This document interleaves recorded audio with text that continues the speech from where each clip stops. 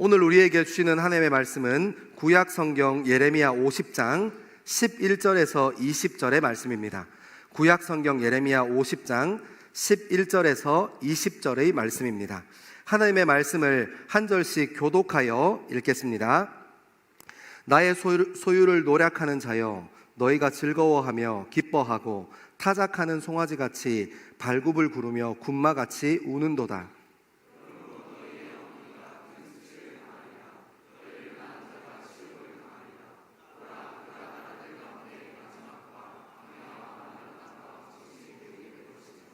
여호와의 진노로 말미암아 주민이 없어 완전히 황무지가 될 것이라. 바벨론은 지나가는 자마다 그 모든 재난에 놀라며 탄식하리로다.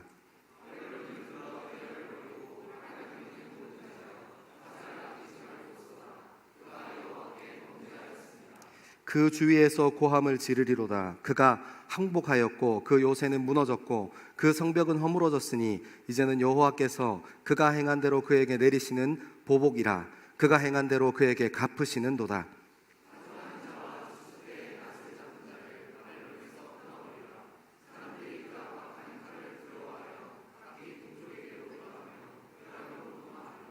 이스라엘은 흩어진 양이라 사자들이 그를 따르도다. 처음에는 아수르 왕이 먹었고 다음에는 바벨론의 느부갓네살 왕이 그의 뼈를 꺾도다.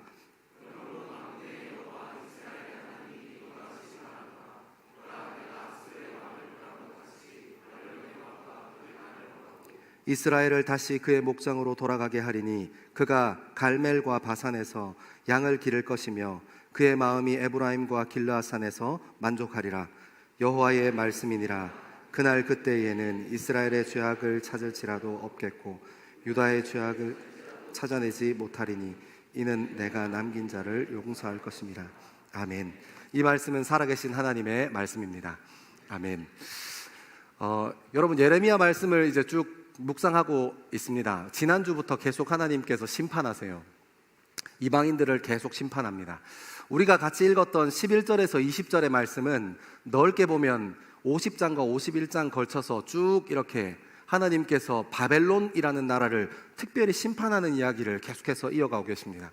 그리고 우리가 읽었던 본문 중에 17절부터 20절까지 이스라엘이 회복될 거야 하는 그 짧은 메시지가 있고 난 후에 또 계속해서 바벨론은 심판당할 거야 하고 이렇게 쭉 이렇게 심판당할 거야 저렇게 심판당할 거야 할 때가 있습니다. 제가 이 말씀을 이렇게 쭉 말씀을 묵상하다가 한 가지 궁금한 점이 생겼어요. 그게 뭐였냐면, 왜 하나님께서는 힘없고 능력 없는 이스라엘 백성들한테 자꾸 말씀하실까? 왜 힘없고 능력이 없는 이스라엘 백성들을 자꾸만 불러내실까? 여러분 생각해보면 그러잖아요. 하나님께서 하나님의 역사를 써내려 가시는 일에 좀 힘 있는 사람, 힘 있는 나라, 중심이 곧은 사람, 중심이 명확한 나라, 강대국을 세워서 하나님께서 역사를 써내려 가셔도 되는데 왜 굳이 이렇게 힘없고 능력 없는 이스라엘 백성들을 붙잡고 일어나? 여러분 어떻습니까? 우리가 쭉 따라 읽어내려 왔잖아요. 하나님께서 이 예레미야서를 통해서 우리가 알게 되는 것은 이스라엘 백성이 힘없고 능력 없는 존재만으로 드러나는 것이 아니잖아요. 그죠? 하나님께서 선지자 예레미야를 보내서 하나님께로 돌이켜야 해 하고 얘기하시고, 이제 돌이켜야 돼 하시다가 안 되니까 너 이제 곧 망할 거야, 바벨론에게 망할 거다, 그 망하는 것을 받아들여야 해. 여러분 여기서 무엇이 드러납니까? 그렇게 하나님의 말씀을 선포하는 예레미야를 이스라엘 사람들이 어떻게 합니까? 성전에서 끌어내서 시위대 뜰에 집어 던져버립니다. 여기서 무엇이 드러나요? 하나님께서 하나님의 사람을 세웠더니 이스라엘 백성이 힘없고 능력 없는 존재인 줄 알았는데 어떤 존재인 것까지 드러나는 거예요? 고집쟁이라는 것도 드러나요. 여러분 고집이 얼마나 센지 몰라요. 하나님께서 예레미야를 통해서 몇 번씩, 예레미야가 시위대 뜰에 갇히니까 바룩을 통해서 몇 번씩 하나님께서 하나님의 말씀을 이스라엘 백성들에게 옮기셨어요. 근데 능력 없고 힘없는 것만 드러나는 게 아니라 얼마나 고집쟁이였던 이스라엘의 본심이 폭로됩니다. 여러분 우리가 살아가는 세상에서 또 그런 사람이 있어요. 그죠? 힘없고 능력 없어, 이거는 참아주고 봐줄 수 있어요. 앞으로 열심히 살면 되니까. 근데 여러분, 힘없고 능력 없는데 고집쟁이. 와, 우리가 만날 수 있는 현대 사회에서도, 과학 시대를 살아가는 현대에서도 만날 수 있는 가장 최악의 어떤 부류예요. 힘없고 능력 없는데 자기만 맞다고 막 고집 부리는 고집쟁이에요. 여러분, 말씀을 따라 읽어 내려가다가 우리의 삶의 모습을 같이 따라 내려가게 돼요. 우리가 우리 주변에 있는 힘없고 능력 없는데 고집쟁이를 피하고 싫어하는 것처럼, 그 사람이 내가 그런 사람은 만나면 안 되겠다 하고 이렇게 다짐하고 있었는데, 예레미야서를 쭉 따라 읽어 내려가니까 내가 어떤 존재라는 것이 드러나요. 힘도 없고 능력이 없고, 근데 이스라엘과 전혀 다를 바 없는 내 고집과 내 아집에 사로잡혀 있는 사람이라는 게 하나님의 말씀을 따라 읽어 내려가면서 드러나요. 폭로됩니다. 왜 하나님께서 힘있고 능력 있는 나라, 힘있고 능력 있는 사람을 세워서 하나님의 계획과 하나님의 섭리를 다스리시지 않고 힘없고 능력 없는 수천 년 전에 이스라엘 사람들 같은 우리들에게 관심이 있으시고 우리의 젊음을 자꾸 부르시는 걸까요? 여러분, 제가 지난 주간에 우리 86 동기들, 부산에 있는 친구들 4명 같이 밥 먹었어요. 그 친구들은 학부랑 대학원이 조금 이렇게 선배 후배 이런 느낌이 있긴 한데, 학부를 20살 때 이렇게 한참 못된 짓 할 때 알죠? 그때를 같이 보냈던 친구들입니다. 4명이 만났어요. 부산의 동네에서 만났는데, 한 명은 사장님이 돼 있었고 셋은 목사가 돼 있었습니다. 사장님께서 우리가 만나기 전부터 그 자리를 주선하시면서, 야, 한번 만나자, 지호 부산에 올 때 한번 만나야 되지 않겠냐 해서 그 만남을 주선하시면서 사장님께서 통크식에 내가 족발 쏘겠다, 먹고 싶은 만큼 먹어라, 다리 6개를 먹어도 되니 마음껏 먹어라 하고 이제 잔치를 베풀었습니다. 그래서 목사 셋이 쫄래쫄래 갔습니다. 막 먹었어요. 되게 허기져서 막 열심히 먹었습니다. 그러다가 대화를 이렇게 주고받는데, 남자 넷이 밥 먹으러 가서 술을 안 먹잖아요. 그러면 모든 대화는 다 커피숍 가서 합니다. 족발집에서 다른 데 집중하지 않습니다. 오로지 먹고 즐기고 마시는 일에만, 콜라 한 잔 부어놓고 막. 목사 셋에 신학생 4명이 모여가지고 사장 하나에 목사 넷이 모여서 소주를 먹겠습니까? 맥주를 먹겠습니까? 그래서 일단 막 먹으면서 얘기하는 겁니다. 그 얘기 할 말 많아, 나중에 가서 얘기하자. 막 먹고, 또 그 얘기, 야, 그 친구 그렇게 됐다며, 이것도 나중에 얘기하자, 일단 먹자, 막 하고 막 먹었어요. 그러다가 하나님께서 제 지갑에 관심이 있으시다는 것을 알게 됐어요. 밥은 사기로 했는데 밥 먹으면서 하는 얘기의 핵심이, 저기 가서 커피숍 가서 밥 나머지 얘기하자. 제가 그 얘기 듣는데 하나님께서 제 지갑에 관심이 있다는 걸 알게 됐어요. 이분이 내 지갑에 관심이 있구나. 제가 주님한테 그 짧은 찰나의 순간에 투덜거렸습니다. 하나님, 쟤는 사장이잖아요. 저기는 사장님이고 우리는 목사 셋인데 왜 제 지갑에 관심이 많으십니까? 이렇게 제가 하나님한테 투덜거렸어요. 여러분, 왜 하나님께서는 힘없고 능력이 없는 우리 지갑에, 우리 젊음에 관심이 있으신 걸까요? 왜 사회에서 만났으면 내가 근처도 안 가고 싶은 사람이 교회에 왔는데, 실수로 은혜 받았는데 그 사람이 내 눈에 크게 보이는 걸까요?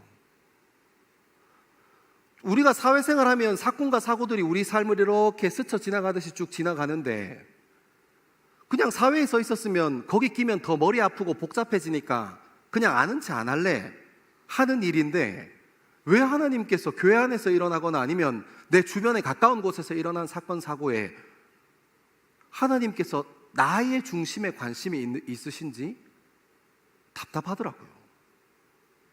수천 년 전에 이스라엘에게 힘없고 능력이 없고 고집쟁이였던 이스라엘 백성들에게 관심이 있으셨던 것처럼, 하나님은 2024년을 살아가는 우리 믿는 사람들의 지갑과 때로는 우리의 선택과 결정, 그리고 우리의 젊음에 관심이 많으세요.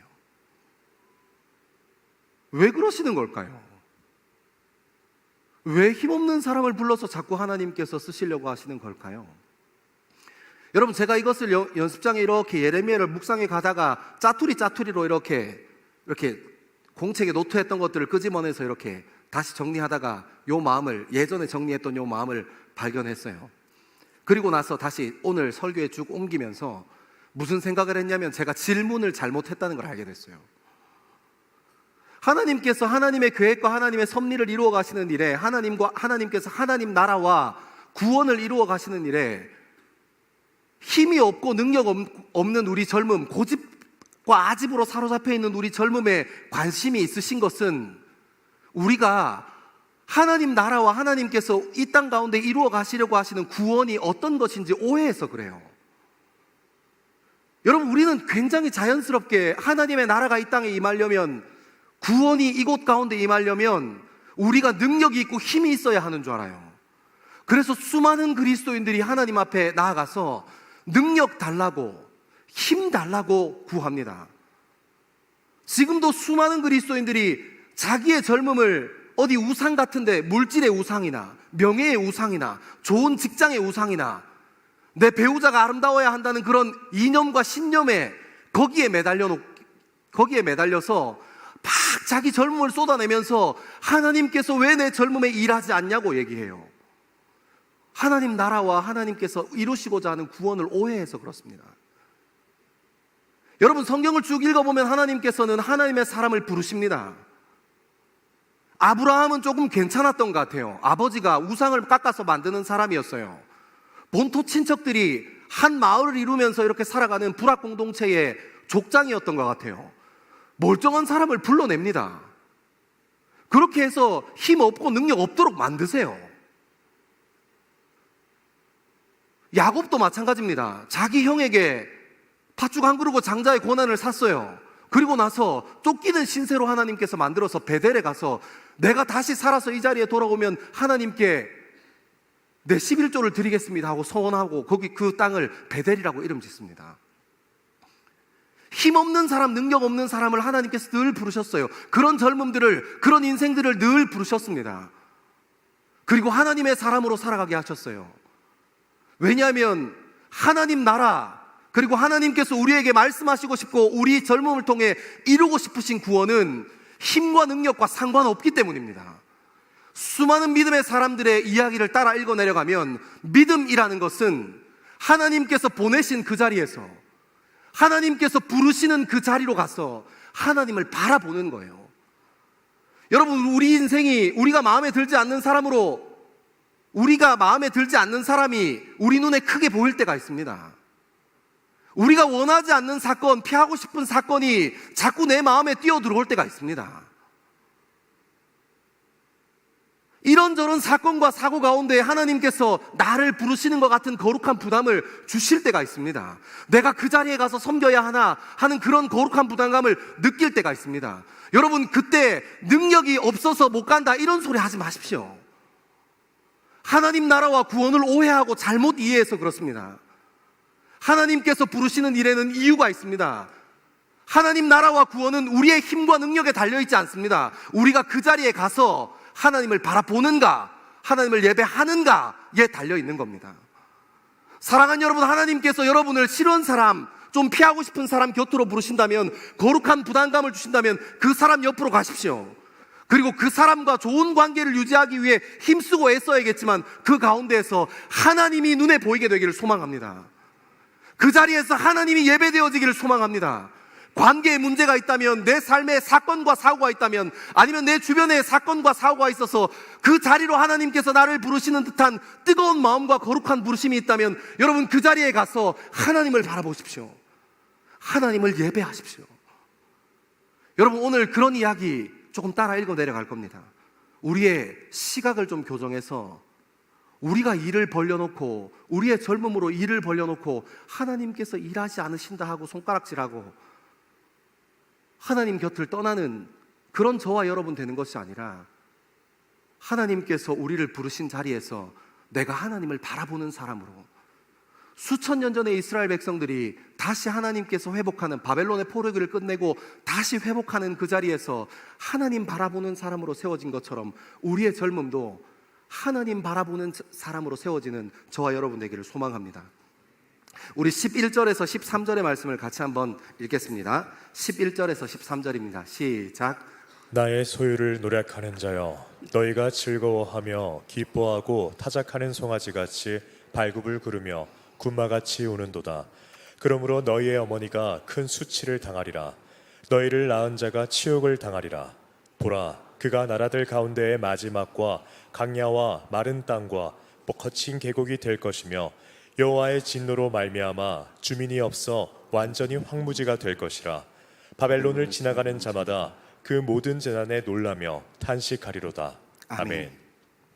여러분, 이 11절에서 13절의 이야기를 이렇게 얇은 것을 썰어낼 수 있는 칼로 썰듯이 이렇게 천천히 썰어보면 두 가지 층이 드러나요. 여러분, 11절 같이 한번 볼게요. 나의 소유를 노력하는 자여, 너희가 즐거워하며 기뻐하고 타작하는 송아지같이 말굽을 구르며 군마같이 우는도다. 여러분, 이걸 통해서 무엇을 알 수 있어요? 하나님께서 하나님의 백성이었던 나의 소유, 그러니까 이스라엘 백성들을 이렇게 노력하라고, 그리고 하나님께서 심판하라고 바벨론 사람들을 쓰셨는데 이게 도가 지나쳤던 거예요. 그래서 어떻게 했다는 거예요? 노력했다, 너희가 즐거워했다. 그러니까 이스라엘 백성들을 이렇게 회개시키고 심판하는 일에 바벨론을 사용했는데 이 바벨론이 도를 넘어서 그것을 가지고 노력하는 것 보면서 막 기뻐하고 즐거워했다고 하나님 말씀 기록하고 있습니다. 그리고 타작하는 송아지같이 발굽을 구르며 군마같이 우는도다. 여러분, 고대 사회는 탈곡할 수 있는 기술이 없었어요. 제가 충남 예산이라는 또 시골에서 목회해봤지 않습니까? 여러분, 거기는 황금빛 들판이 이렇게 쫙 벼들이 고개를 숙이면 트랙터가 쫙 지나가요. 줄 오와 열을 맞춰서.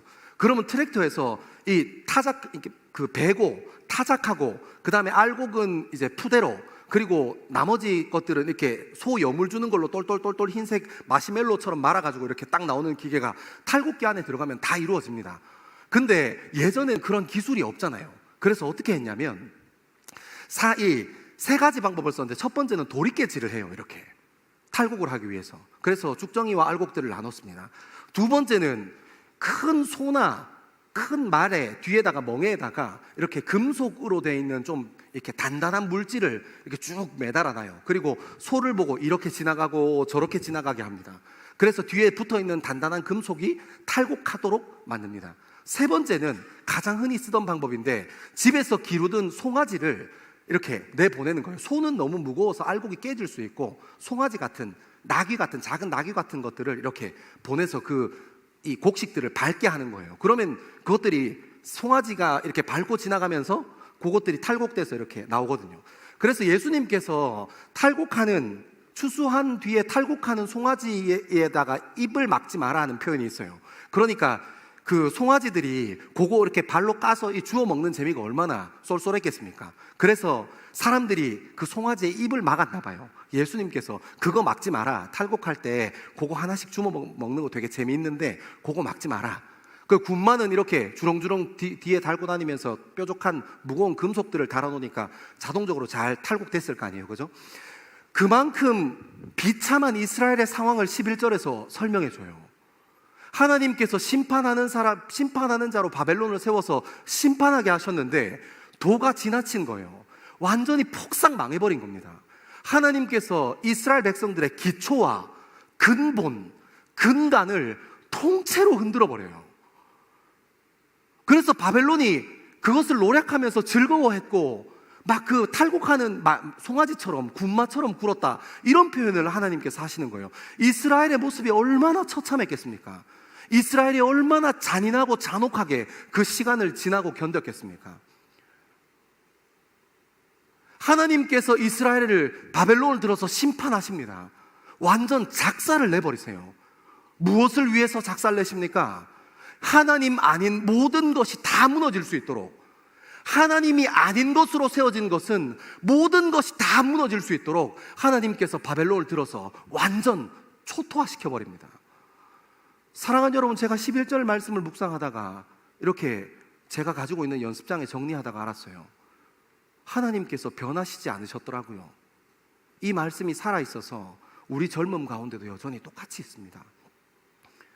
하나님께서 하나님 아닌 것을 부수고 주저앉히기 위해서 이스라엘 백성을 바벨론을 세워서 공격했던 것처럼 하나님께서 우리의 젊음에도 하나님이 아닌 것으로 채워져 있는 것이 있어서 때가 이르면 여러 가지 심판과 고난을 통해서 우리의 삶을 주저앉힙니다.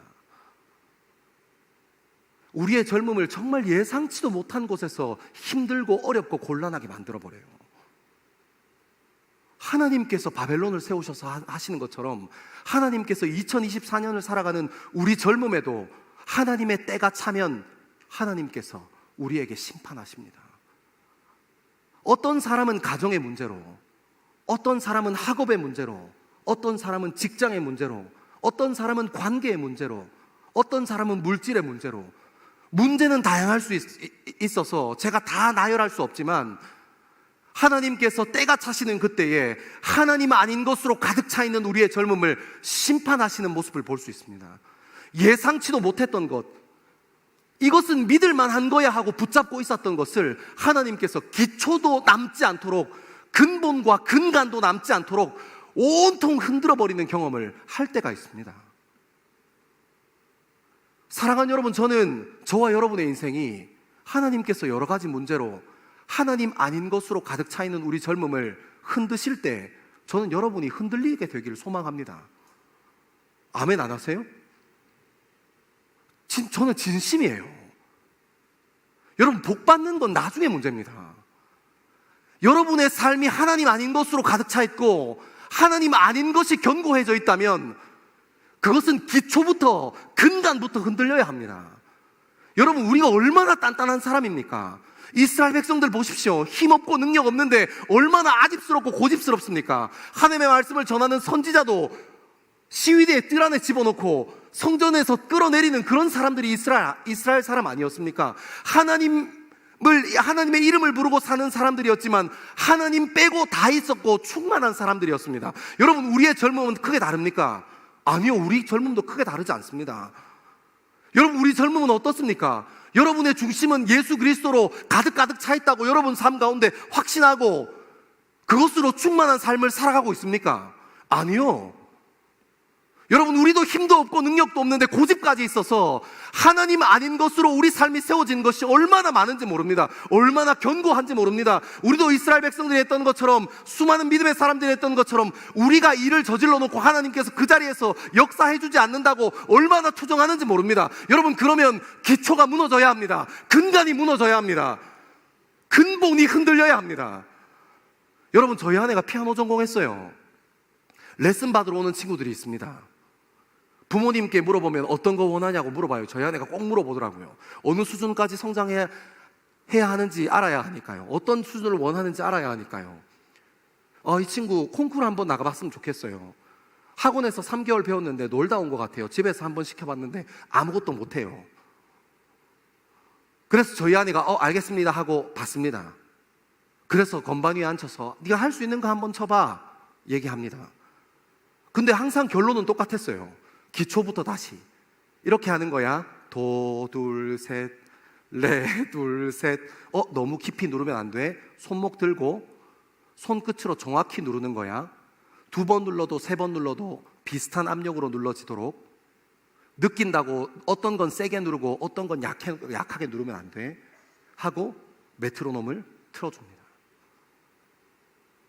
여러분, 운동선수도 크게 다르지 않을 겁니다.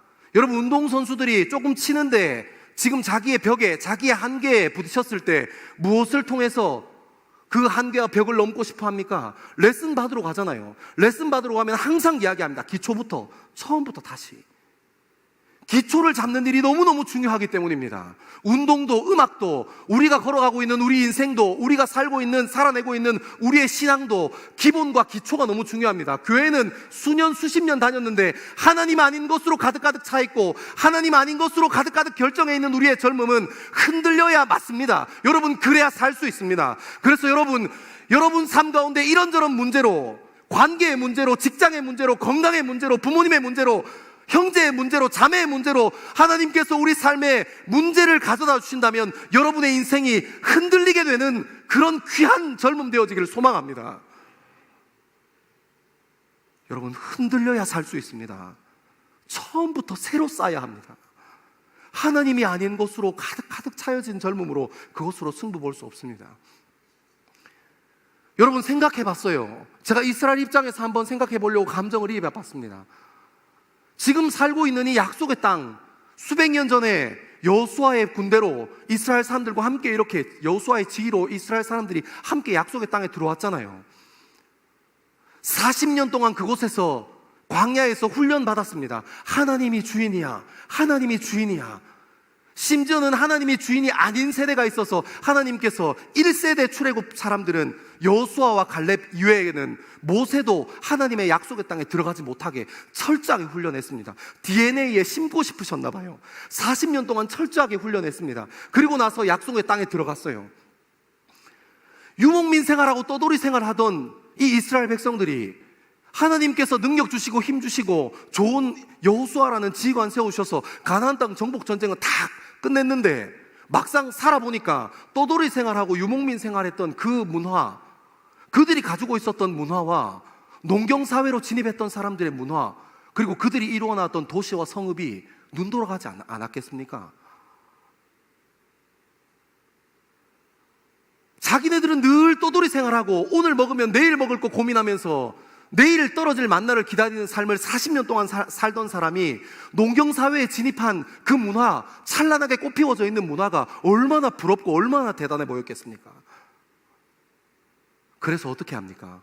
40년 동안 자기의 삶의 DNA처럼 새겼던 하나님이 주인이야, 하나님이 주인이지 하는 것을 하나씩 하나씩 타협하고 양보하고 그 농경사회가 주는 풍요로움과 그 문화를 하나씩 받아들이기 시작합니다. 그래서 지금 이스라엘 백성들이 이 모양 이 꼴인 거 아닙니까? 하나님이 아는 것으로 가득 차 있어서, 하나님이 아닌 것이 굳건하게 세워져 있어서 이스라엘 백성들이 지금 이 모양 이 꼴 아닙니까? 근데 거기에다가 하나님께서 너희들 그렇게 하면 안 돼 하고 이방인이었던 바벨론을 이렇게 막 세워가지고 막 다 부수고 기초를 흔드시고 근간을 흔드시고 막 이렇게 흔들어대십니다. 하나님께서 우리 젊음, 예수 믿는 우리 젊음도 하나님 아닌 것으로 가득 차 있다는 것을 확인하시면 여러 가지 문제를 가지고 우리의 삶을 막 흔들어내십니다. 연애 문제 가지고 막 흔들어내시고, 물질 문제 가지고 막 흔들어내시고, 우리 미래의 문제 가지고 막 흔들어내십니다. 그래서 막 다 부수실 것처럼 그렇게 우리가 그냥 한 곳에 앉아서 엉덩이 붙이고 쉴 만한 것도 없도록 막 흔드십니다. 왜요? 하나님께서는 그냥 저냥 살아가는 존재로 여러분들을 부르셨지 않기 때문입니다. 여러분, 하나님께서 그냥 방관하고 방조하면 농경사회에 들어가서 그 도시와 그 문화들을 하나씩 하나씩 차곡차곡 세운다고 해서 뭐 큰일 나겠습니까? 그냥 저냥 살겠죠. 유목민 생활하면서 하나님이 주인입니다 했던 거 다 잃어버렸지만 그 도시와 성읍들 안에서 그냥저냥 살겠죠. 자기네들끼리 세워놓은 경쟁 시스템에 그 안에서 경쟁하고, 세워놓은 기득권을 만들기 위해서 법과 질서를 만들면서 그렇게 살겠죠. 우리가 살아가는 세상 사람들이 그렇게 살아가는 것처럼 흔들지 않으면 그냥저냥 살아가겠죠. 근데 하나님께서 우리의 젊음을 그냥저냥 살려고 부르신 게 아니기 때문에 우리의 기초와 우리의 근간을 흔드시는 겁니다. 하나님께서 여러분을 그냥 아무 사람이나 그냥 누구나 살아갈 수 있는 삶을 살기를 원하지 않기 때문에 우리의 기초와 우리의 근본을 흔들어 내시는 겁니다. 여러분, 그러면 흔들려야 되지 않겠습니까? 그냥 저냥 살아가는 이 세상의 모습이 어떻습니까? 온통 나 뿐입니다. 내가 한 걸음 나아가기 위해서 옆에 있는 사람 밟는 것을 주저하지 않는 것이, 특별한 소수를 보호하기 위해서 여러 가지 질서와 제도를 만들어내는 것이 우리가 살아가는 사회입니다. 나 하는 삶이요. 하나님께서 우리를 그냥저냥 살아가는 삶의 존재가 아니라 하나님께서 우리 젊음을 부르십니다. 어떻게 해요? 하나님의 형상을 회복하는 존재로 부르시는 겁니다. 예수 그리스도의 삶을 닮아가는 존재로 우리를 부르시는 겁니다. 그냥저냥 살아가는 사람이 아니라 하나님 나라와 구원을 이루어갈 때 쓰임받는 사람으로 우리를 부르시는 겁니다. 힘과 능력이 없어도 상관없습니다. 우리가 그 자리에서 하나님을 바라보는가 보지 않는가가 훨씬 더 중요한 문제임을 알게 되기를 소망합니다. 사랑하는 여러분, 저는 이 말씀 11절의 말씀을 거꾸로 뒤집어 놓고 바벨론이 이스라엘에게 이렇게 했어? 이스라엘 사람들이 이렇게 비참했단 말이야? 이렇게 모든 걸 다 하나님께서 흔드셨단 말이야? 하는 말씀을 읽고 묵상하고 제 연습장에 정리하면서 저는 욕심 나더라고요. 하나님, 제 안에 하나님 아닌 것으로 채워져 있는 게 있다면 하나님 송두리째 한번 흔들어 주십시오.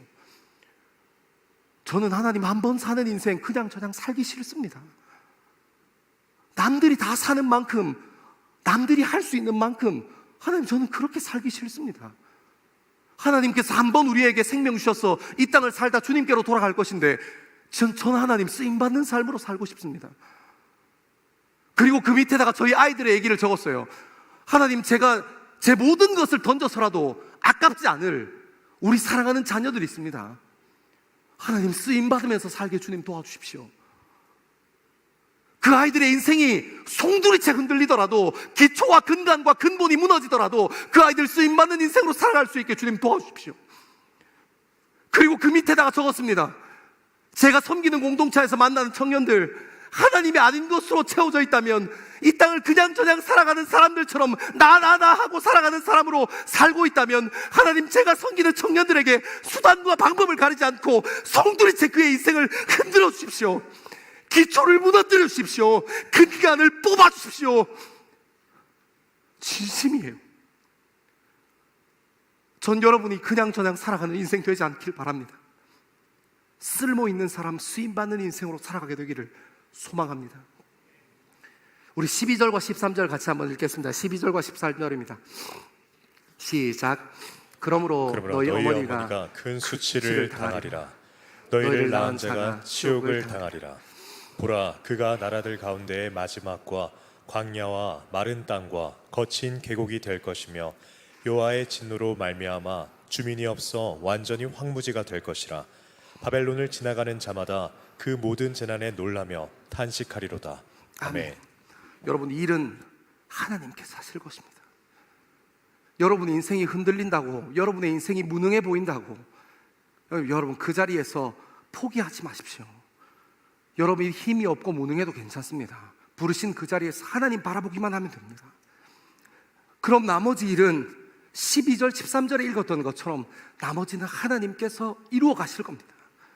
하나님께서 능력 있는 사람이 하나님 나라와 구원을 이루어 가는데 필요하셨다면 우리보다 똑똑하신 전지전능하신 하나님께서 그런 힘있고 능력 있는 사람을 불렀을 것입니다. 우리 안 불렀을 거예요. 근데 하나님께서 힘없고 능력 없는 고집쟁이, 그럼에도 불구하고 하나님께서 우리를 부르신다는 것은 하나님 나라와 구원을 이루어 가는 일에 아무런 문제가 없다는 것 아니겠습니까? 문제는 우리 안에 하나님으로 가득 차 있는가 하는 것이 훨씬 더 중요한 문제입니다. 사랑하는 여러분, 하나님께서 여러분의 젊음에, 여러분의 지갑에, 여러분의 삶의 이런저런 문제로 여러분 삶 가운데 무엇으로 가득 차져 있는가 하나님께서 물어보시고 여러분의 삶을 흔드실 때 불어닥쳐온 고난과 문제를 부여잡고 하나님 이거 좀 넘어가게 해주십시오, 하나님 내 인생이 왜 이 모양입니까? 하고 그 문제에 매달리는 사람이 아니라 하나님 바라보는 사람 되어지기를 소망합니다. 하나님께 붙들리면 됩니다. 하나님이 눈에 들어오면 반드시 하나님께서 일하실 것입니다. 우리 14절과 15절의 말씀을 같이 한번 읽겠습니다. 14절과 15절입니다. 시작. 바벨론을 둘러 대열을 벌이고 활을 당기는 모든 자여, 화살을 아끼지 말고 쏘라. 그가 여호와께 범죄하였음이라. 그 주위에서 고함을 지르리로다. 그가 항복하였고 그 요새는 무너졌고 그 성벽은 허물어졌으니 이는 여호와께서 그가 행한 대로 그에게 내리시는 보복이라. 그가 행한 대로 그에게 갚으시는도다. 아멘. 여러분, 바벨론이 어떻게 이스라엘 그 예루살렘 성전을 공격했다 했습니까? 예루살렘 성전만큼 높은, 성벽만큼 높은 벽을 쌓아서 그 안에서 고립시켜서 최후를 맞게 했습니다. 아주 잔인한 방법이죠. 근데 어때요? 바벨론도 똑같은 거예요. 활 든 사람이 쭉 둘러섰대요. 활은 위에서 아래로 쏠 때 힘이 있습니다. 쭉 둘러싸서 쏘아라고 얘기했다고 합니다. 화살을 아끼지 말고 쏴라 하고 하나님께서 명령하시는 겁니다. 그리고 그 주위에서 고함을 지르려다. 여러분, 제가 이 말씀 읽다가 그거 생각났어요. 여러분, 엘라 골짜기에서 사무엘상에 보면 이제 이스라엘과 블레셋 사람들이 전쟁하는데 엘라 골짜기에서 목소리가 아주 큰 한 분이 등장합니다. 그분이 골리앗 아닙니까? 골리앗이 엘라 골짜기에서 야 하면서 막 이스라엘 백성들을 조롱하고 욕하고 그랬습니다. 얼마나 이 골짜기에서 울려오는 이 고함 소리가 컸던지 이스라엘 사람들 중에 골리앗과 한판 붙어보자 하고 나오는 사람이 한 사람도 없었다. 아니, 한 사람도 없은 게 아니라 이스라엘의 군대가 점점 흩어지고 있었다 하고 하나님의 말씀은 사무엘상을 통해서 기록하고 있습니다. 여러분, 그것처럼 그 주위에서 고함을 지르려다 그가 항복하였고, 여러분, 그 고함 소리 때문에 전쟁 한 번도 못 해보고 그렇게 힘있고 강성해 보였던 바벨론 군대가 그 고함 소리 때문에 칼질 한 번도 못 마주쳐보고 그 자리에서 항복했다고 얘기하는 겁니다. 그들의 요새가 무너졌고 그들이 세웠던 성벽들이 무너졌다고 얘기합니다. 그리고 맨 마지막에 이렇게 얘기합니다. 그가 행한 대로 그에게 갚으시는도다. 여러분, 제가 이 말씀 쭉 적어놓고 딱 불현듯이 제 마음에 든 마음이 있어요. 교만하지 말자. 여러분, 우리가 반면선생으로 배워야 하지 않겠습니까? 교만하지 말자. 사랑하는 여러분, 여러분이 지금 뭔가 누리고 있다면, 여러분이 뭔가 취한 것이 있다면, 여러분이 힘을 가지고 있고 명성을 가지고 있고 여러분의 인생이 한 걸음씩 탄탄대로처럼 느껴진다면, 그때 교만하지 않고 겸손에 사로잡히게 되기를 소망합니다. 칼로 흥한 자는 칼로 망한다고 말씀하셨습니다. 여러분, 쓰임받는 사람들은 쓰임받기만 하면 자꾸 선줄합니다. 그래서 교만해요. 여러분, 교만은 겸손하게 사는 일은 진짜 힘들어요. 겸손해야지 하고 겸손을 삶에 배워야지, 배이게 해야지 하고 몇 번을, 수번을, 수십 번을 결단해도 정신 탁 놓는 순간 교만한 사람으로 살고 있어요. 여러분, 그거 알죠? 코로나는 약이 있어요. 교만은 약도 없어요. 수천 년 전부터 지금까지 교만은 약도 없습니다. 계속 이 문제는 우리의 삶의 중심을 흘러 타고 내려오면서 우리의 인생을 망치고 있는 것이 교만입니다. 여러분, 바벨론이 잘 나갈 때 잘 나간다고 큰 소리 치고 하나님께서 허락하신 선을 넘어서 이스라엘 백성들을 괴롭히고 주변에 있는 나라들을 함부로 대하고 막대했어요. 힘이 있을 때 겸손하게 되어지기를 바랍니다. 하나님께서 갚으실 거거든요. 여러분, 우리가 어때요? 이 말씀이 살아있잖아요. 우리도 교회에서 일 열심히 할 때 있어요. 마을 목자로 세워지기도 하고, 목자로 세워지기도 하고, 사역팀장으로 세워지기도 하고, 새가족팀에서 또 예수찬미단에서 뭐 여러 가지 사역팀 내에서 이런저런 일을 맡아서 하잖아요. 그죠? 일은 잘 보여요. 무엇을 해야겠다. 그리고 퍼포먼스도 잘 냅니다. 와, 쟤네들 저렇게 했어? 근데 하나님만 잘 안 보여요. 사람이 쓴 줄 알면, 사람이 쓰임받기 시작하면 제일 쉽게 빠지는 게 교만입니다. 겸손을 잃어버려요. 남 이야기 할 거 있습니까? 저희 목회자는 다른가요? 똑같아요. 여러분, 저도 기도합니다. 하나님, 첫 마음을 잃어버리지 않게 주님 도와주십시오. 하나님께서 허락하셨던 그 마음을 잃어버리지 않게 주님 도와주십시오. 두 번째는 첫 번째 기도했던 것들 잃어버리지 않게 주님 도와주십시오. 세 번째는 올라가서 말씀 읽을 때 글자 틀리지 않게 주님 좀 도와주십시오. 뭐 이렇게 저도 그렇게 기도하고 올라와요. 그리고 내가 주인 아닌데 하는 마음을 수도 없이 계속해서 반복합니다. 여러분, 우리 청년부 공동체는 하나님이 주인이셔야 합니다. 근데 여러분, 그거 알죠? 아이러니하게도 제일 주인 노릇하기 쉬운 게 저예요. 담당 사역자인 저. 그래서 저는 항상 경계합니다. 여러분들도 항상 경계하세요. 여러분, 조직과 사람에게 충성하는 거 아닙니다. 하나님께 순종하십시오. 하나님 바라보고 나가는 저와 여러분 되기를 소망합니다. 우리 계속해서 한번 읽어볼까요? 16절 말씀입니다. 16절입니다. 시작. 파종하는 자와 주스대의 낫을 잡은 자를 바벨론에서 끊어버리라. 사람들이 그 압박하는 칼을 두려워하여 각기 동족에게로 돌아가며 고향으로 도망하리라. 아멘. 여러분, 이 바벨론이 멸망하고 나니까 맨 마지막에 뭐라고 해요? 각기 동족에게로 돌아가며 고향으로 도망하리라. 이 메시지, 16절의 메시지는 아주 단순합니다. 망하는 것의 유익함이에요. 여러분, 제가 청년들 만나보면 각종 중독에 빠진 사람들이 있어요. 뭐 예를 들어서 알코올 중독도 있을 것이고, 뭐 제가 이렇게 청년들 만나면서 이렇게 마약하는 친구들도 한번 만나본 적도 있고, 뭐 동성애뿐만 아니라 성중독인 친구들도 있고, 뭐 주식을 막 그렇게 중독적으로 하는 친구들이 있어서 부모님이 저한테 데리고 오기도 하고, 뭐 이런저런 친구들, 중독에 빠져 있는 친구들, 그리고 30살을 넘었는데 막 게임한다고 밤새도록 문 잠그고 안 나오고 뭐 그래서 부모님이 걱정하고 이런 친구들 실제로 있습니다. 여러분 주위에, 우리 주위에 실제로 되게 멀지 않은 곳에, 가까운 곳에 있어요. 그런 청년들이 있어서 막 애 큰일 날까 봐 부모님이 저한테 손잡고 데리고 오고 이런 친구들이 있습니다. 여러 가지 중독에 빠져 있는 친구들이 있어요. 모든 경우가 그러진 않지만 저는 가끔은 그 친구 인생에 한번 아사리판 났으면 좋겠다 하는 생각이 들 때가 있어요. 왜요? 이렇게 확 뒤집어져야, 뭐가 확 드러나 버려야, 막 아사리판이 한번 막 처음부터 끝까지 한번 확 이렇게 아사리판 나버려야 무엇을 찾는다는 거예요? 고향으로 돌아간다는 거예요.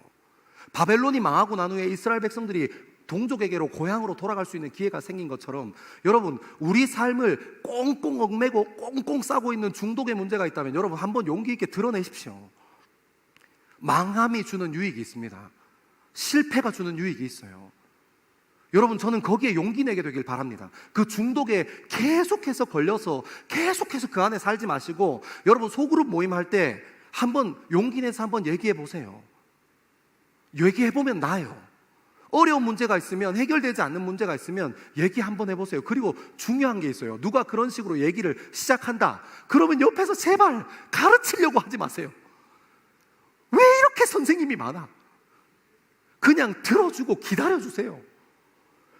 딱 얘기 들어보면 알잖아요. 이제 다들 나이 먹을 만큼 먹어서 다 대충 느낌이 오잖아요. 이렇게 말씀 듣고 내 마음에 찔림이 있어서, 이런 문제 막 결혼해보니까 막상 살기 쉽지 않더라, 뭐 연애해보니까 뭐 막상 쉽지 않더라, 내가 사실 술 먹는 것 때문에 친구들 문제가 이걸 끊을 수도 없고 어떻게 해야 될지 모르겠더라, 막 이런 얘기 할 수 있어요. 그러면 딱 느낌이 있잖아요. 그러면 거기에 자꾸 막 빨간펜 선생님 돼서 이거는 잘못하는 거야, 이거는 맞는 거야, 이렇게 얘기하지 말고 그냥 좀 들어주세요. 좀 아멘 하는 사람 얼마나 답답했으면 그런 얘기 할까? 자꾸 코칭질 하려고 하지 말고 그런 얘기 있으면 들어주세요. 기다려주세요.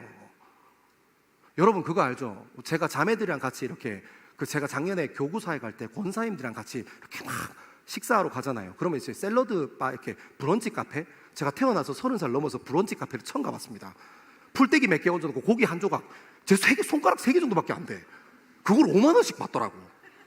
근데 제가 갔는데 점심 때 돌아보니까 다 여자야. 그리고 한 사람 앉아있는데 정장 입고 앉아있어요. 느낌적으로 알잖아요. 저 사람은 목사구나. 브런치 카페 점심 때는 다 아줌마들입니다. 그러면서 뭐라는 줄 알아요? 권사님들이 김 권사님 저 좀 살찐 것 같지 않아요? 아니야, 괜찮아. 한 살이 더해. 막 이렇게 한 살이 더해 무슨 말인지 알아요? 한 접시 더해, 한 접시 더해. 막 이렇게. 우리 남편 때문에 내가 진짜 못 살겠어. 그래? 괜찮아. 내가 어떻게 해줄까? 가서 엉덩이를 한번 씩 꼬집어줄까? 뭐 이렇게 얘기합니다. 남편이랑 살 때는 이렇게 하는 거야. 그 말을 들었을 때 이렇게 하는 거지. 살이 쪘을 때는 귀리를 먹어야 된다. 그런 얘기 안 한단 말이에요. 들으라고 그냥. 막 빨간펜 선생님 작동해가지고 막 메시아 컴플렉스 발동해가지고 막 이건 이렇고 저건 저렇고 막 이렇게 하지 말고, 용기 있게 내 삶을 좀 나눌 때 옆에 있는 사람 좀 들어주세요. 여러분 제가 권사님들이랑 그렇게 밥 먹고 났는데, 그분들은, 나는 고막에서 피가 날 것 같은데 그분들은 이미 자기네들끼리 힐링이 다 됐어. 권사님 나중에 봐요. 교회에서 또 본대. 그렇게 점심을 2시간씩 먹고 나중에 수요일에 때 봅시다 하고 이렇게 또 보겠대. 그건 내가 와 대단하다 뭐 이렇게 생각했어요. 여러분 그런 거 있죠. 남자들도 그런 거 있잖아요. 힘들고 어렵지만 얘기할 수 있는 자리가 있어서 한번 툭 하고 다 털어내면 시원해요. 그리고 마음이 많이 편해져요. 그리고 옆에 있는 사람들에게 힘들고 어려우면 도움을 요청하세요. 여러분 그것이 용기입니다. 자꾸 나 하는 이 세상의 풍조에 맞춰서 이것도 안 돼, 이것도 오픈할 수 없지, 난 이거 꼭 아무도 몰라야 돼, 그렇게 하지 마세요. 한번 얘기해 보세요. 마음이 편한지 안 편한지. 요건 다음에 조금 더 깊게 다루고 17절부터 19절까지 시간이 너무 많이 가가지고 요거까지만 하고 마치겠습니다. 17절부터 19절까지 같이 한번 읽겠습니다. 시작. 이스라엘은 흩어진 양이라 사자들이 그를 따르도다. 처음에는 아수르 왕이 먹었고 다음에는 바벨론의 느부갓네살 왕이 그의 뼈를 꺾도다. 그러므로 만군의 여호와 이스라엘의 하나님이 이와 같이 말하노라. 보라, 내가 아수르의 왕을 벌한 것 같이 바벨론의 왕과 그 땅을 벌하고 이스라엘을 다시 그의 목장으로 돌아가게 하리니 그가 갈멜과 바산에서 양을 기를 것이며 그의 마음이 에브라임과 길르앗산에서 만족하리라. 아멘. 여러분 요거 그대로 좀 띄워주실래요? 한번 말씀 페이지 내리지 마시고 그대로 한번 띄워주시면 감사드리겠습니다. 17절과 18절은 이거예요. 첫 번째는 아수르 왕이 먹었었고 그 다음에 느부갓네살 왕이 먹었다. 그렇지만 하나님께서 이와 같이 말하노니 아수르의 왕을 벌한 것 같이 바벨론의 왕도 벌할 거다. 그리고 우리 19절의 말씀을 같이 한번 읽어봅시다. 시작. 이스라엘을 다시 그 목장으로 돌아가게 하리니 그가 갈멜과 바산에서 양을 기를 것이며 그의 마음이 에브라임과 길르앗산에서 만족하리라. 아멘. 여러분 19절에 아주 기가 막힌 표현이 있어요. 이스라엘을 다시 그의 목장으로 해요. 여러분 제가 이 말씀 연습장에 적어놓고 정리하다가 제가 진짜 가슴이 터져버리는 줄 알았어요. 여러분 우리는 우리 인생에 한 걸음 더 앞으로 나가야 뭔가 밟고 일어서서 그 위에 설 수 있는 것이 있어야 우리 삶이 근사해졌다고 생각합니다. 아니요, 그게 아니래요. 하나님께서 아수르 왕을 멸하시고 바벨론 왕을 멸하신 다음에 그 다음에 이스라엘 백성들을 다시 그의 목장으로, 그러니까 우리의 원래 자리로 돌아가는 것. 여러분 여기 앉아있는 분이면 그럴 거 아니에요. 2층에 앉아있던 3층에 앉아있건 하나님께서 여러분들을 인격적으로 만나셨던 경험이 있으니까 지금 20대, 30대, 40대 가까이 먹고 이렇게 이 자리에 앉아있는 거 아니에요. 여러분 불타는 금요일부터 이 세상에 누리고 놀 것이 얼마나 많습니까? 지금은 그 마음이 중심이 많이 무너져 있지만 여러분이 일주일에 한 번이라도 이 자리를 지키려고 하고 이 자리에 앉아 계시려고 엉덩이 붙이고 있으려고 하는 것이 무엇 때문입니까? 저는 설교도 남들보다 길게 하는데 왜 여기 앉아 있어요? 언젠가 한번 정확히 며칠 몇 날인지는 모르지만 하나님께서 내 삶을 인격적으로 만져주신 경험이 있기 때문에 아닙니까? 아니면 이 세상에서 내가 경험하고 있는 문제가 내가 감당할 수 없는 문제여서 이 세상의 것으로는 어떻게 승부 볼 수 없는 것이어서 하나님이라는 분을 한번 찾기 위해서 이 자리에 앉아 계신 거 아닙니까? 여러분 그러면 우리 인생을 하나님께로 나아가는 일, 그리고 하나님께 회복되어지는 일, 우리가 처음 은혜 받았던 그 첫 마음으로 돌아가는 일이 우리 삶의 최고의 유익임을 알게 되기를 소망합니다. 하나님의 형상을 닮은 그 자리로 돌아가는 거요. 예수 그리스도를 닮고 있는 그 자리로 돌아가는 것. 예수님께서 각자에게 메어주신 그 십자가를 지고 한 걸음 한 걸음 걸어가는 그 자리요. 그 십자가가 무거워서 잠깐 내려놨고 예수님처럼 닮아가고 싶긴 한데 그 삶이 너무 비참해 보이고 너무 불쌍해 보여서 주님 저는 좀 이따 가겠습니다 하고 잠깐 내려놨을 수 있지만, 하나님의 형상을 회복하고 다시 예수님의 삶을 닮아가고 십자가를 지고 나에게 맡겨진 십자가를 지고 한 걸음씩 걸어가는 그 자리요. 여러분 그 자리로 돌아가는 것입니다. 여러분 첫 마음을 잃어버려서는 안 됩니다. 첫 마음을 회복하는 것이 우리 인생의 가장 큰 열쇠이고 가장 큰 비밀이라는 겁니다. 여러분 제가 여기까지 정리해놓고 생각해보니까 우리 인생의 모든 것이 다 첫 마음을 잃어버려서 생기는 일 아닙니까? 우리 젊음에 찾아오는 모든 문제가 다 첫 마음을 잃어버려서 생기는 문제 아닙니까? 처음에 전공을 선택할 때, 처음에 연애를 시작할 때, 처음에 인간관계를 할 때, 이 두근두근한 마음으로 직장에 첫 출근할 때, 그때 있던 마음은 다 온데간데 없고 나중에 뭐만 남았어요? 네가 첫 마음을 잃어버렸잖아. 예전에는 그러더니 지금 네가 그렇게 하지 않잖아. 회사가 이런 곳이 아니었는데, 직장 상사가 그런 사람이 아니었는데 첫 마음을 잃어버렸잖아 하고, 내가 첫 마음을 잃어버린 건 생각하지 않고 남이 첫 마음을 잃어버린 것에만 온 마음이 쏟아집니다. 아니요, 여러분 하나님께서 다시 회복시키셔서 이스라엘 사람들을 그의 목장으로 돌아가는 것, 그 목장이요, 양이라서 그 안에서 안정감을 누리는 그 목장 안으로 돌아가는 것, 다시 하나님의 품으로 돌아가는 것, 다시 첫 마음을 회복하는 것, 우리가 만나는 인간관계 안에서 그 첫 마음을 회복하는 것, 우리가 연애하고 결혼생활하면서 처음에 약속했던 그 마음을, 그 떨리고 두려운 마음으로 만났던 그 마음을 회복하는 것, 부모가 자식에게 하나님께서 주신 선물이라고 받았던 그 마음으로 돌아가서 그 마음을 회복하는 것, 부모님의 사랑을 듬뿍 받고 자랐던 것을 인정하며 아버지 어머니에게 감사하던 카네이션 달아드리는 그 첫 마음을 회복하고 돌아가는 것, 여러분 그것이 우리 인생의 가장 큰 비밀이고 열쇠라는 걸 알게 됐어요. 여러분 그러려면 하나님이 여러분의 삶에 보여야 합니다. 하나님의 말씀이 여러분의 젊음에 들려야 합니다. 하나님의 말씀이 보이지 않고 하나님의 말씀이 들리지 않으면 첫 마음을 잃어버린 남 탓만 하게 돼요. 첫 마음을 잃어버린 나를 바라보지 못합니다. 사랑하는 여러분, 하나님께서 여러분을 힘없고 능력없고 고집까지 센데 여러분이 조금 어려워하는 삶의 자리로, 가정으로, 연애의 현장으로, 가정의 현장으로, 이곳저곳으로 하나님께서 여러분들을 보내셨어요. 근데 여러분 거기 가서 해보니까 살만하던가요? 할만하던가요? 직장생활 하는 게 쉽기만 하던가요? 아니요. 그때 여러분 힘들고 어려울 때 그 자리가 어디에 서든 간에 첫 마음을 회복하고 하나님이 눈에 보이게 되기를 소망합니다. 하나님의 음성이 우리 귀에, 우리 마음에 들리게 되기를 주님의 이름으로 소망합니다. 그러면 하나님께서 일하실 것입니다. 우리 한번 다 자리에서 일어날까요? 우리 젊음을 부르시고 우리 젊음을 위해 준비하신 하나님을 마음껏 찬양하고 주님의 이름을 높여드리는 시간 되어지기를 소망합니다.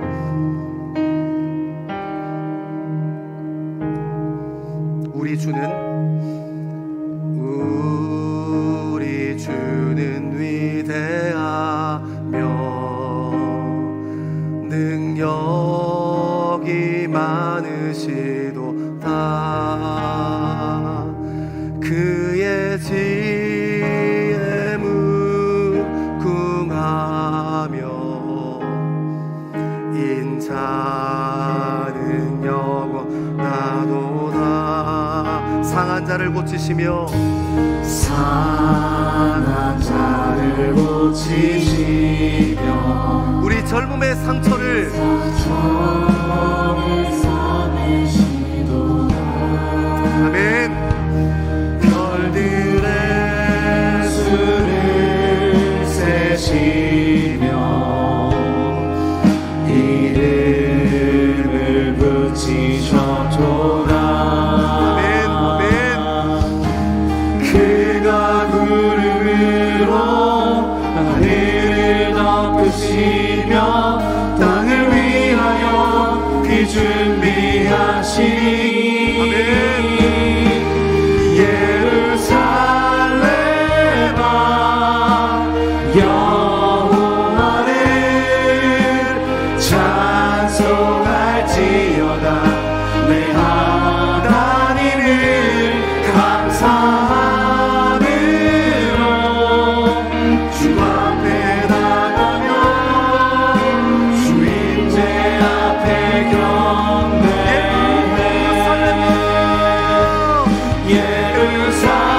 예루살렘아 여호와를 찬송할지어다. 내 하나님을 감사함으로 주 앞에 나가며 주 임재 앞에 경배해. 다시 한번 고백합시다. 우리 주는 위대하며 능력이 많으시도다. 그의 지혜 무궁하며 인자는 영원하도다. 상한 자를 고치실 것입니다. 상한 자들 고치시며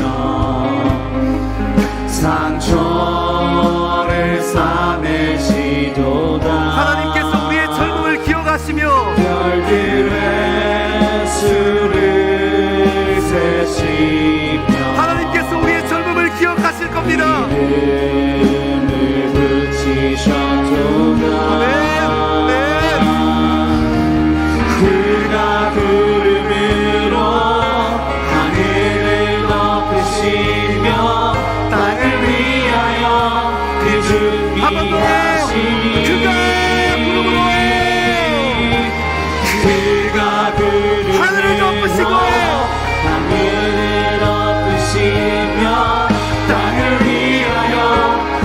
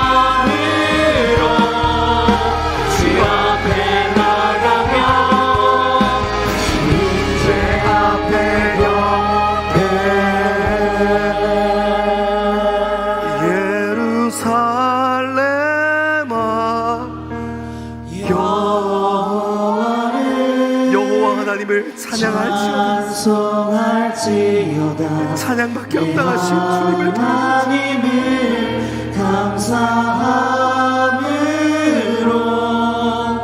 그 앞에 나가며 주님제 앞에 우리 마지막으로 다시 한 번 더 우리의 온 마음을 들여서 예루살렘아 예루살렘아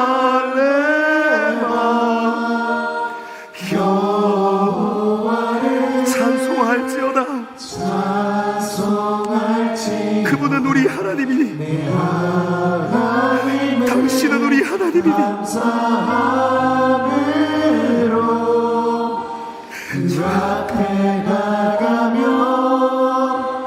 주님제 앞에 경배해. 사랑하는 젊은 그리스도인들이 이 시간 다시 한번 주님 앞에 마음을 세우고 결단하기 시작합시다. 하나님께서 우리의 젊음을 흔드실 때라도, 하나님께서 우리의 젊음을 평탄케 하실 때라도, 하나님께서 우리의 인생을 탁월하게 인도하실 때라도 우리 인생의 승부수는 여호와 하나님을 바라보는 것임을 다시 한번 기억합시다. 하나님을 바라봄으로 하나님께서 준비하신 그 놀라우신 비구름이 온 이스라엘과 예루살렘을 덮고 온 우리의 젊음을 덮고 이 세상을 덮어 하나님 나라와 구원을 선포하며 나아가는 우리 젊음 될 수 있게 우리 시간 주의 이름 세 번 크게 외치고 함께 결단하며 기도합니다. 주여 주여 주여. 아버지 하나님 우리의 삶 가운데 하나님 보이기를 소망합니다. 하나님 우리의 젊음이 흔들리는 그때에도 하나님께서 우리에게 젊음이 흔들리는 그때에도 하나님께서 허락하신 그날에도 하나님 우리의 삶과 우리의 중심이 주님 앞에 내어서 살아가는 우리 될 수 있게 주님 역사하여 주옵소서. 아버지 하나님 하나님 우리의 삶과 우리의 젊음이 주님 앞에 온전히 매어 살아가는 우리 될 수 있게 하나님 인도하여 주옵소서. 하나님이 아닌 것으로 하나님이 아닌 것으로 채워져 있는 우리의 젊음이 있다면 하나님 우리의 삶을 하나님이 우리의 삶을 흔들어 주옵소서. 아버지 하나님 우리의 마음과 우리의 삶을 붙잡아 주옵소서. 하나님 우리의 삶을 붙잡아 주옵소서. 하나님 우리의 젊음에 주님이 바라볼 수 있게 하나님 보여줄 수 있게 우리의 젊음을 붙잡아 주옵소서. 아버지 하나님 우리의 젊음이 하나님 우리의 삶과 우리의 삶 모든 것이 주님 바라보기를 소망합니다. 하나님 우리 어려움의 시간을 갖고 있다면 그 자리에서 하나님 바라볼 수 있게 하나님 우리의 문제 가운데 하나님께서 하나님께서 우리의 삶을 도와주시고 하나님 바라보고 주님 앞에 나아갈 수 있게 주옵소서. 하나님 주님 바라보는 것이 우리의 삶의 하나님 바라보고 하나님 소망하는 것이 우리의 삶의 필요한 것입니다.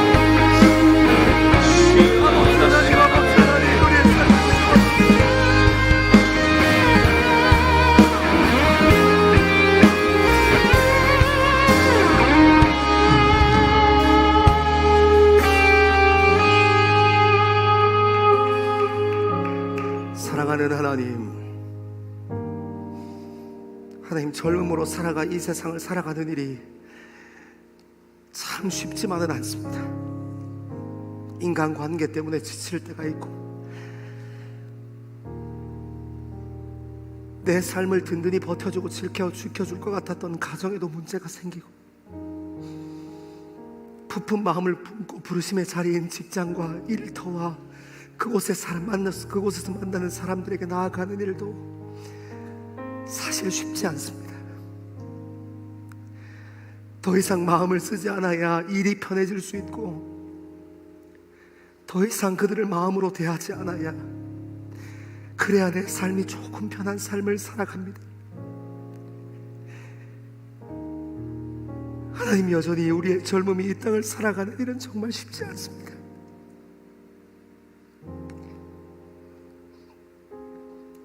그러나 이스라엘 백성들을 하나님께서 부르시고 하나님 바라보는 존재로 세워가셨다. 사랑하는 하나님 우리의 젊음도 하나님 바라보는 삶으로 세워주옵소서. 문제와 어려움 가운데에서도 주님이 눈에 보이고 하나님 말씀이 우리 마음에 들리게 주님 인도하여 주옵소서.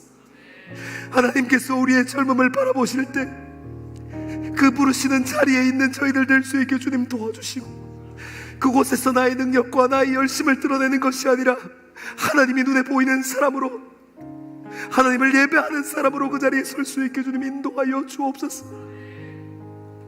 주님, 우리가 예배를 마치고 돌아가는 그 자리에서 여전히 우리의 젊음과 우리의 관계와 우리 삶을 둘러싸고 있는 여러 가지 문제들은 변하는 것이 없겠지만, 우리의 중심을 다시 한번 새롭게 해서 주님 바라보는 인생으로 살아갈 수 있게 주님 인도하여 주옵소서.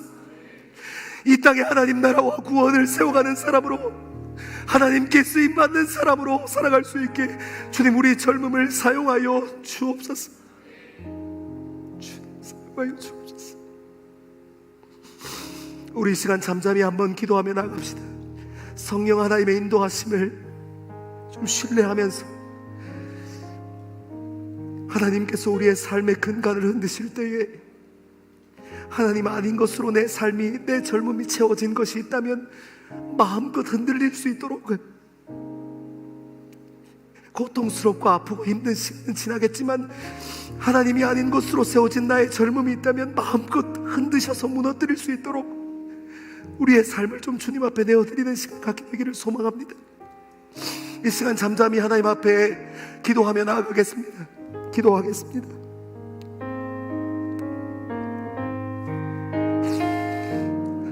하나님, 우리의 삶을 흔드실 때, 하나님 우리의 젊음을 흔드실 때,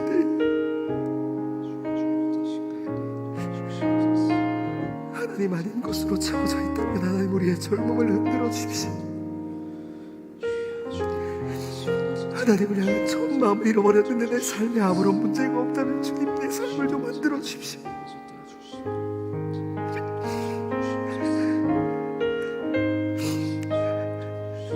하나님의 말씀이 들리지 않는데도 하나님 내 삶이 순조롭다면 주님 내 삶을 좀 만들어 주십시오.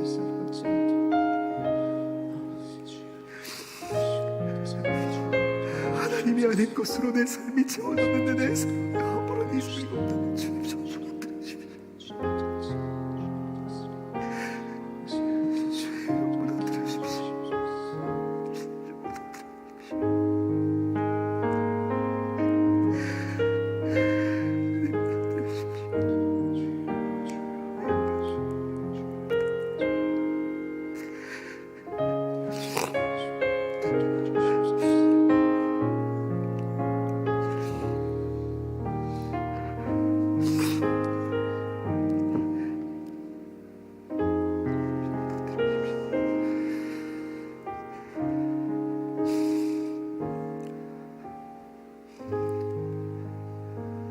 사랑하는 하나님, 우리의 젊음을 돌아봅니다. 하나님의 말씀이 들리지 않고 하나님이 내 삶에 잘 보이지 않는데, 내 삶이 형통하고 평안하다면, 내 삶에 아무런 문제가 없다면 하나님 우리 젊음을 좀 흔들어 주십시오. 하나님 우리 젊음의 기초를 흔드시고 근간과 근본을 흔들어 주십시오. 하나님이 아닌데 내 삶이 아무런 문제 없이 평안히 걸어가고 있다면, 하나님이 아닌 것으로 내 삶이 굳건하고 그 자리에 물질이, 성이, 성공이 들어와 있다면 하나님 우리의 젊음을 기초부터 흔들어 주십시오. 모든 것이 무너진 후에 다시 한번 주님의 나라와 구원을 쌓아가며 주 앞에 사랑받는 주의 자녀로 살아갈 수 있게, 이 땅에서 쓰임받는 주의 자녀로 살아갈 수 있게 우리를 사용하여 주옵소서. 여전히 힘없고 능력 없고 고집 강하지만 이제는 눈을 들어서 하나님을 바라보는 우리 더스토리 공동체 될 수 있게 주님 인도하여 주시고, 어디에 있거나 무엇을 하거나 하나님을 바라보고 하나님의 말씀이 들려지는 귀한 시간 누릴 수 있게 하나님 우리의 젊음을 인도하여 주옵소서. 감사합니다. 이 모든 말씀을 사랑하는 예수 그리스도 이름 받들어 기도합니다. 우리 젊음을 인도하실 분이 하나님이심을 고백하고 주어진 환경과 상황 속에서 하나님을 바라보기로 결단하는 젊은 그리스도인과 예배를 사모하는 하나님의 백성들 위해 하나님께서 선포하신 복을 선언합니다.